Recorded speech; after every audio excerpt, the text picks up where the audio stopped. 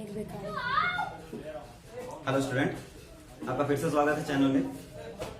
तो electrostatics second chapter जो है उस पर बात चल रही थी। उस पर इलेक्ट्रिक फील्ड की प्रॉपर्टी क्या थी, उस पर बेस्ड एनर्जी के क्रॉस करते हैं, उस पर जो बनता है इलेक्ट्रिक फ्लक्स बनता है, फ्लक्स के बारे में बात हुई थी। और फ्लक्स में भी जो ओपन सरफेस वाले कंडीशन थी उन पर कुछ क्वेश्चन हुए थे। नेक्स्ट में देखिए, अगर मान लो क्लोज सरफेस अगर है तो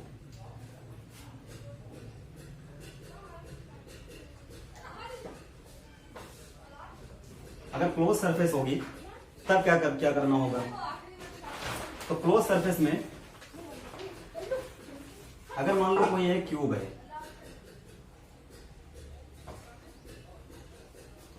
क्यूब पर इलेक्ट्रिक फील्ड दी है इसे E is equal to E naught i cap और साइड इसकी ए है,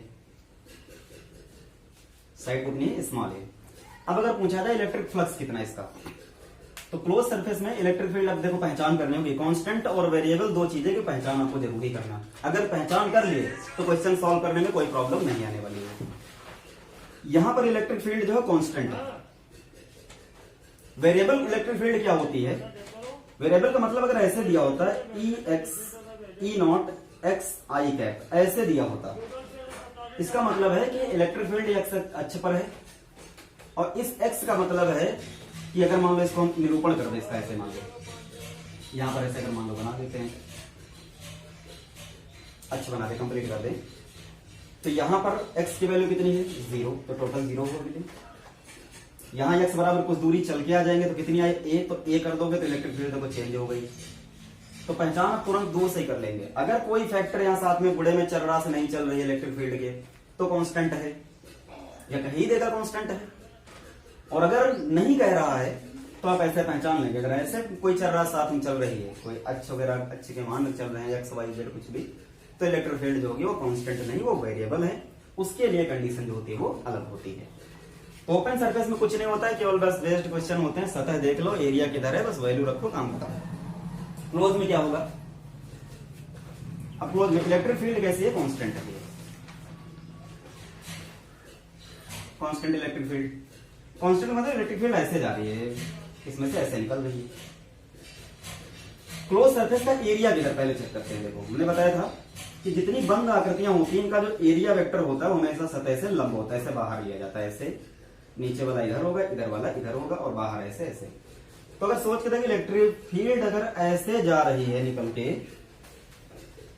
ऐसे, तो ऊपर वाली जो सतह बनी ये वाली, इस वाली सतह पर इलेक्ट्रिक फील्ड इधर है, एरिया इसका ऊपर है। तो एंगल कितना बना, 90, कोण 90 बना, तो ऊपर वाली भुजा खत्म हो गई। नीचे वाली देखो, तो नीचे इलेक्ट्रिक फील्ड ऐसे जा रही है और एरिया उसका नीचे ऐसे लोगे तो कोण कितना बना, 90, तो ये भी खत्म। अब अगर सामने वाली देखो, इधर वाली सतह सामने वाली, तो इलेक्ट्रिक फील्ड ऐसे, इसका एरिया ऐसे बाहर होगा, तो कोण फिर कितना बन गया, देखो फिर 90, तो ये भी 0। पीछे वाले में चेक करो, तो ये इधर और इसका एरिया इधर बाहर, तो कोण फिर कितना, 90। तो कुल मिला के ये जितनी सतह हैं ये सब गायब हो गई। दो सतह बची, दो को चेक कर लेते हैं। देखिए, तो चेक करने का तरीका देखो,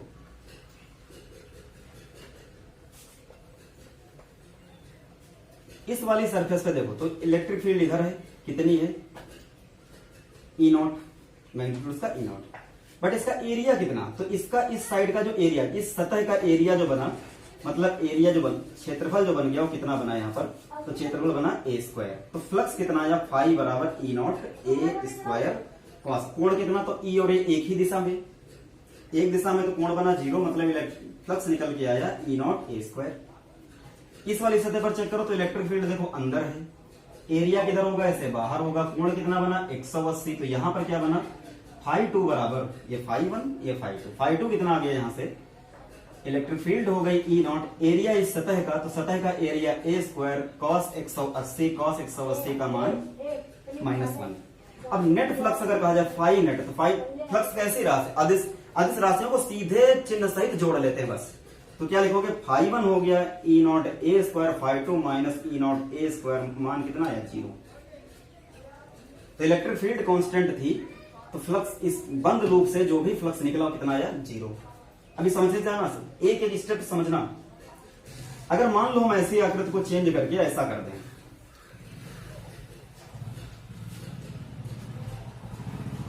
आकृति ऐसी ले ले, एक ट्रायंगल है,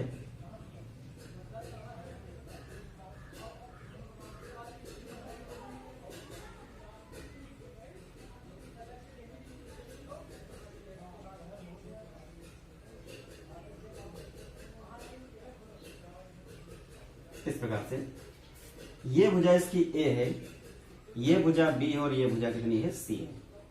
इलेक्ट्रिक फील्ड वही ई नॉट आई क्या मतलब कांस्टेंट।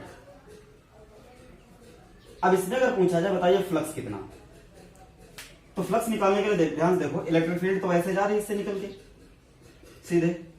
इलेक्ट्रिक फील्ड अगर ऐसे गई तो सामने वाली सतह का एरिया किधर, बाहर लोगे तो कोण कितना 90, मतलब ये वाली सतह खत्म, नीचे वाली पर, नीचे ये वाली सतह जो निचली सतह इस पर देख करो। इलेक्ट्रिक फील्ड ऐसे तो डीए किधर नीचे, तो कोण कितना 90, cos 90 का मान 0, मतलब फाई बराबर ए डीए cos 90, cos 90 का मान 0, इसलिए ये भी खत्म हो गया, निचली सतह खत्म। अंदर वाली जो उधर साइड है फील्ड ऐसे, एरिया अंदर की ओर ऐसे, अब कोण कितना बना, तो फिर उधर भी 90, कुल मिला के ये नीचे और अंदर ये तीनों खत्म, बची कौन सा था, एक ये बची और एक ये बची। तो इस पर चेक करते देखो, इस पर इलेक्ट्रिक फील्ड अंदर, एरिया किधर बाहर, अब देखो इलेक्ट्रिक फील्ड जो एरिया किधर बना बाहर, तो ए जो बना बाहर कितना मान बचा, तो इस वाली प्लेट का क्षेत्रफल, तो लंबाई गुणे चौड़ाई बी इंटू सी।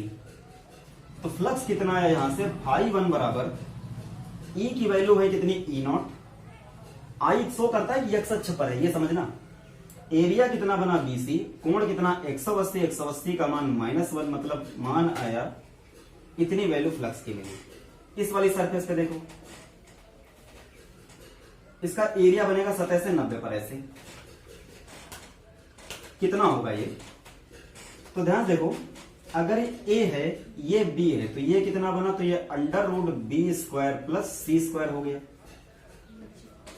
अब अगर ये बी है तो ये भी कितना बना बी, तो इस वाली प्लेट का क्षेत्रफल कितना, तो इसकी लंबाई हो गई √b² प्लस c², चौड़ाई हो गई बी, तो क्षेत्रफल आ गया √b² प्लस c² इंटू कितना आ गया बी। बोलो क्लियर। इलेक्ट्रिक फील्ड कैसे जा रही, तो ऐसे जा रही, कितनी है, तो ई नॉट है। अगर ये कोण हम यहां से थीटा मान लें तो ये भी कितना बना थीटा, तो ये बन गया 90 माइनस थीटा। तो फ्लक्स कितना है यहां से, φ2 बराबर ई नॉट, क्षेत्रफल कितना √b² c² into B into cos 90 minus theta, cos 90 minus theta sine theta, तो e naught √b² plus c² into B into sine theta. और साइन थीटा की वैल्यू अगर इस त्रिभुज में निकालो, अगर ये थीटा मान के, तो साइन थीटा का मान कितना आएगा, लंब हो जाएगा c और कर्ण हो गया √b² प्लस c²। तो यहां मान रखोगे तो ई नॉट √b² c², थोड़ा दूर से लिखते हैं, e naught √b² plus c² into B, sine theta का मान कितना आया, c/√b² प्लस c²। तो ये दोनों कैंसिल हो गए, तो यहाँ इलेक्ट्रिक फील्ड कितनी निकल गया, ई नॉट bc। अब यहाँ पर सॉरी फ्लक्स जो यहाँ φ2 हमको मिला उसका मान ई नॉट bc है, और यहाँ पर कितना था माइनस ई नॉट bc है, तो नेट फ्लक्स कितना आ गया, तो फिर 0, क्योंकि जोड़ोगे तो कितना आया 0, मतलब एक और प्रॉपर्टी निकल गई। तो हमने क्या देखा यहाँ पर, पहले ने घन लिया था, इलेक्ट्रिक फील्ड कांस्टेंट की थी, तो वहां पर नेट फ्लक्स कितना आया था 0। अब हमने आकृति बदल दी, यहां पर इस प्रकार की आकृति ले ली तो भी नेट फ्लक्स कितना आया 0। तो क्या यहां से प्रॉपर्टी निकल गया है कि हमेशा क्या तुमको याद रखना है, हमेशा याद रखने लायक चीज क्या है, हमेशा याद रखने लायक चीज ये है कि अगर इलेक्ट्रिक फील्ड कांस्टेंट है, वैद्युत क्षेत्र अगर कांस्टेंट है और आकृति कैसी है, बंद लूप है, तो वहां पर फाई नेट जो होगा हमेशा 0 ही होगा।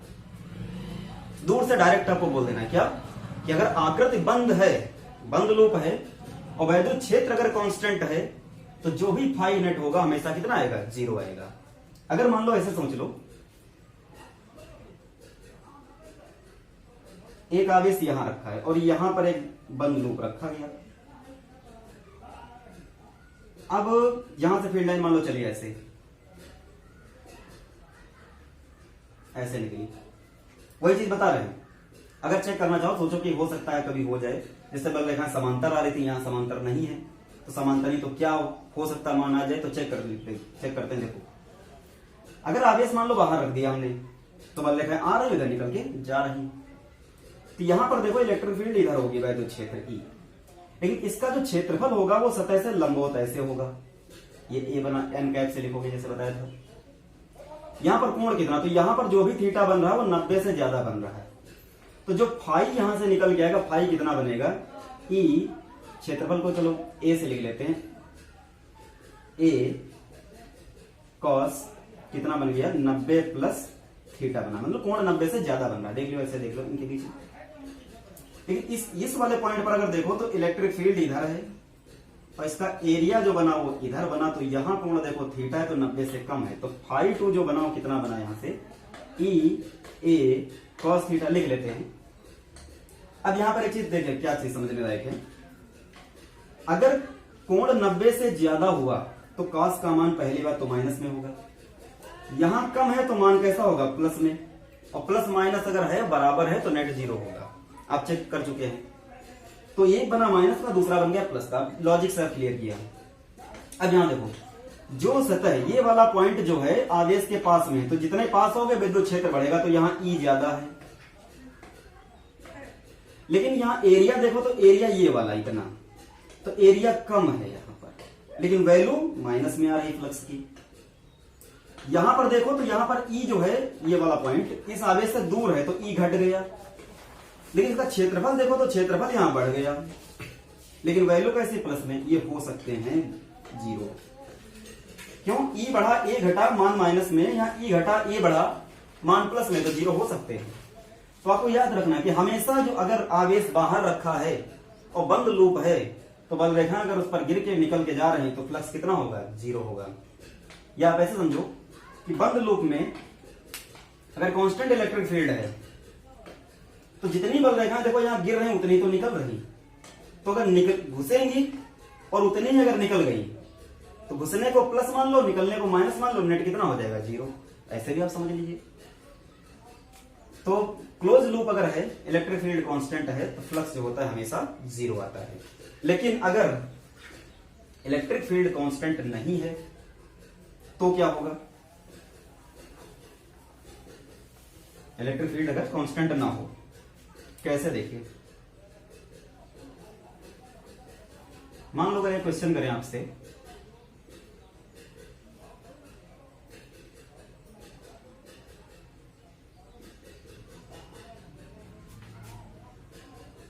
ये वाई एच, ये जेड एच और ये बन गया एक्स एच। इसके साथ साइड दे रखी है, साइड कितनी है, मान लो ए है, और ये दूरी यहां से कितनी दे रखी है, एल है।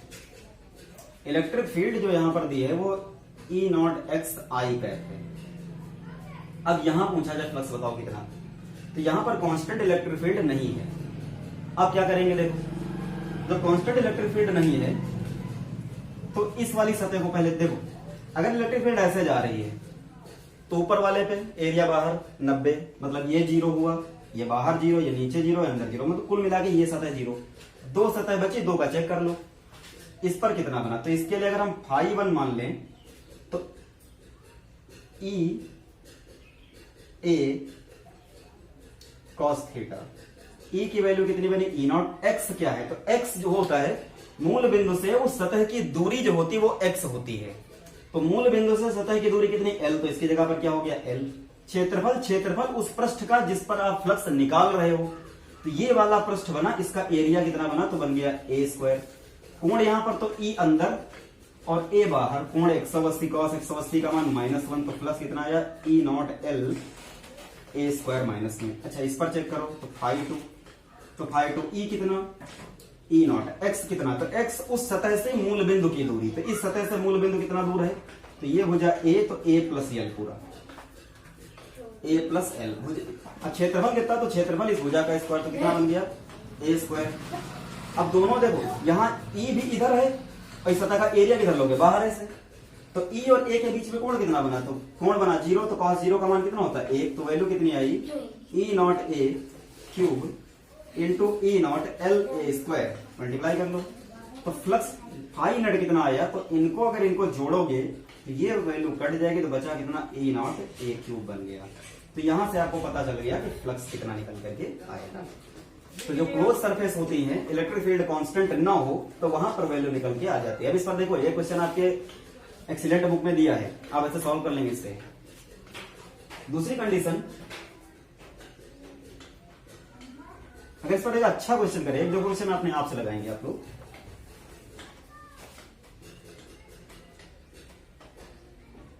मान लो ये एक घन दिया हमने, भुजा ए है और अक्ष यहीं पर है, एक्स वाई और जेड। इलेक्ट्रिक फील्ड कितनी ई नॉट एक्स आई कैप है और साइड ए है।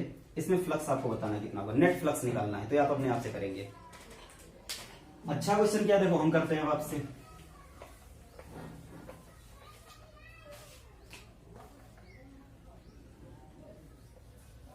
मान लो एक घन है,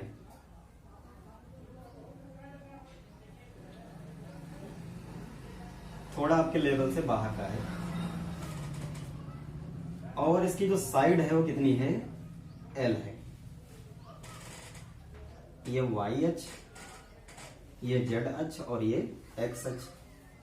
इलेक्ट्रिक फील्ड कितनी दी है यहां पर, तो ई बराबर ए एक्स आई कैप बी वाई स्क्वायर जे कैप, इतना दिया इलेक्ट्रिक फील्ड। अब अगर पूछा जाए फ्लक्स बताओ कितना, तो इसमें अगर फ्लक्स निकालना हो तो देखो दो घटक हो गए, इलेक्ट्रिक फील्ड एक्स अक्ष पर भी है और वाई अक्ष पर भी है। तो पहले एक्स अक्ष पर निकाल लो। तो एक्स अक्ष पर अगर चेक करो, मतलब इलेक्ट्रिक फील्ड ऐसे है, तो ये वाली सतह ऊपर खत्म, ये वाली अंदर एरिया उधर एरिया बना, इलेक्ट्रिक फील्ड इधर 90 की वजह से खत्म, ये नीचे वाली सतह खत्म, बाहर वाली, कुल मिला के ये वाली फिर खत्म, रिपीट हो रहा है पूरा वही, तो ये खत्म। बची कौन सी, ये सतह और ये सतह। इस सतह पर अगर आप इलेक्ट्रिक फील्ड फ्लक्स निकाल रहे हो तो इलेक्ट्रिक फील्ड की वैल्यू कितनी हो जाएगी, जीरो। क्यों, क्योंकि ये सतह कहां रखी है, मूल बिंदु पर, तो 0,0 पर। और इसमें जो हम वैल्यू एक्स की रखते हैं वो मूल बिंदु से सतह की दूरी होती है। सतह कहां है, मूल बिंदु पर, तो एक्स बराबर 0, तो यहां खत्म। एक ही सतह बची है, केवल ये वाली। तो इस पर इलेक्ट्रिक फील्ड है इधर कितनी है, तो इलेक्ट्रिक फील्ड की वैल्यू है ए, एक्स की वैल्यू हो गई यहां से यहां तक हो गई एल, और एरिया इसका हो गया इधर ए, कितना बनेगा, तो इसका स्क्वायर मतलब एल स्क्वायर। तो φ1 कितना निकल के आया, तो φ1 बराबर ई डी ए, तो A L into L square. मान कितना बना कोण का, तो cos 0 का मान हो जाएगा 1, तो वैल्यू आई यहां से ए एल क्यूब निकल। दूसरे को चेक करो φ2। अब अगर y अक्ष पर इलेक्ट्रिक फील्ड है तो y अक्ष पर अगर होगी ऐसे ऊपर, तो इससे रिलेटेड ये वाली जो साइड है, ये सब गायब हो गई। नीचे वाली मूल बिंदु पर है तो खत्म, क्योंकि y बराबर 0 यहां रख दोगे तो खत्म। तो बचा केवल एक ऊपरी वाली सतह। तो इस पर देखो इलेक्ट्रिक फील्ड ऊपर कितनी बनी, बी, वाई क्या है, तो यहां से ये दूरी, तो ये कितनी है, एल स्क्वायर वाई है, तो क्या लिखोगे, एल स्क्वायर। क्षेत्रफल कितना बना, तो क्षेत्रफल बने जाएगा एल स्क्वायर। तो φ2 कितना आया, B L square L square और cos 0 का मान 1, तो बी एल क्यूब हो गया। तो फाई नेट कितना निकल के आया, तो फाई नेट निकल के आया ए एल क्यूब, तो बी एल क्यूब निकल के आया। कुछ गड़बड़ करा, 4 घात बन जाए, सॉरी यहां पर घात कितनी बन गई, 4, तो ये आंसर हो गया आपका यहां से। तो इस टाइप का अगर कोई क्वेश्चन आपके सामने आ गया तो आप क्या करेंगे, उसको सॉल्व कर लेंगे।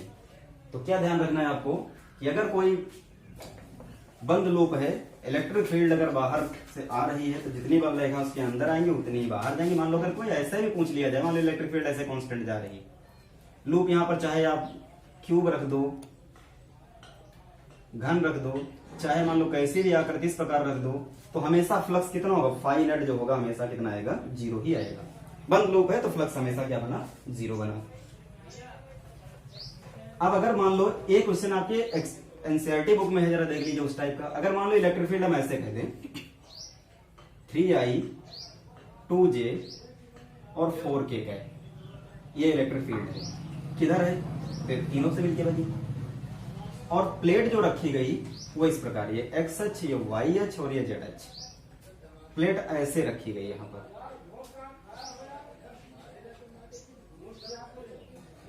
इस प्रकार यहां से कोण कितना बना, 30। अब 30 कोण बन गया। भुजा कितनी दे रखी है, तो भुजा हमने कह दिया 2 मीटर है इसकी। अब कहा जाए बताओ इससे फ्लक्स कितना आया, तो यहाँ पर कोण वगैरह, कोण यही दे रखा है, ये कोण एरिया के साथ चला जाएगा। मतलब फाई बराबर E D A cos theta, theta वहां वाला वो थीटा न लेना, एरिया में चला जाएगा। अब देखो पॉइंट लिखना, तो यहाँ का बिंदु कितना बना 0,2,0। यहाँ का बिंदु कितना बना, तो यहाँ का लिखने का तरीका क्या बताए थे कि y 0 होगा क्योंकि x z के बीच में है, x बचा तो क्या लिखोगे 2 cos 30 और अगला क्या लिखोगे 2 sin 30, इसका मान आ जाएगा √3,0 और यहाँ पर कितना बचा a। मतलब अगर a b c d तो एरिया कितना बना, ए बी कितनी बनी, तो AD वेक्टर जो आया वो 2j कैप आया और AB वेक्टर जो बना वो कितना बना यहाँ पर, तो AB वेक्टर लिखोगे √3i कैप प्लस 1 को हटा दीजिए, सीधे लिख दीजिए k कैप। अब इनका अगर एरिया निकालना चाहो वेक्टर A तो क्या लिखोगे AB क्रॉस AD, चाहे किसी को लिख लीजिए पहले। अब इनकी गुणा करो तो इसकी गुणा बनी 2√3i क्रॉस j, तो i क्रॉस j जो होगा बन जाएगा k कैप। अब इससे इसकी अगर गुणा हो जाएगी तो 2 की 1 से गुणा तो 2 k क्रॉस j माइनस आई बन गया, तो इतना आ गया एरिया। फ्लक्स पूछा जाए तो फ्लक्स बराबर फाई बराबर क्या लिखते हो vector E dot vector A dot product का केवल निकाल दीजिए। तो के वाला फैक्टर यहाँ है, देखो तो के समान समान में गुणा करना है, तो 4 दूनी 8 √3 और आई वाला बचा तो आई से जे छोड़ दीजिए, तो यहाँ पर कितना बना, तो 3 दूनी 6 माइनस का, तो आंसर हो गया मात्रक न्यूटन पर कूलम मीटर स्क्वायर। तो अगर मान लो ऐसा क्वेश्चन कोई है तो आप इस तरीके से उसको सॉल्व कर सकते हैं। तो आगे आप शुरू करेंगे, ये तो फ्लक्स के बारे में केवल बात हुई अभी तक। अब आगे स्टार्ट करते हैं गॉस की प्रमेय, जो नेक्स्ट क्लास में आपको मिलेगी। तो इसके लिए इस पर बेस्ड आपके बुक्स में जो क्वेश्चन है उनको आप प्रैक्टिस में लाइए, हल करिए, कमेंट करिए हमसे और हम उनको सॉल्व करके आपको बताएंगे। ठीक है, तो नेक्स्ट क्लास में आपको गॉसियस थ्योरम मिलेगी, तो उस पर बेस्ड अच्छे अच्छे क्वेश्चन भी मिलेंगे। धन्यवाद।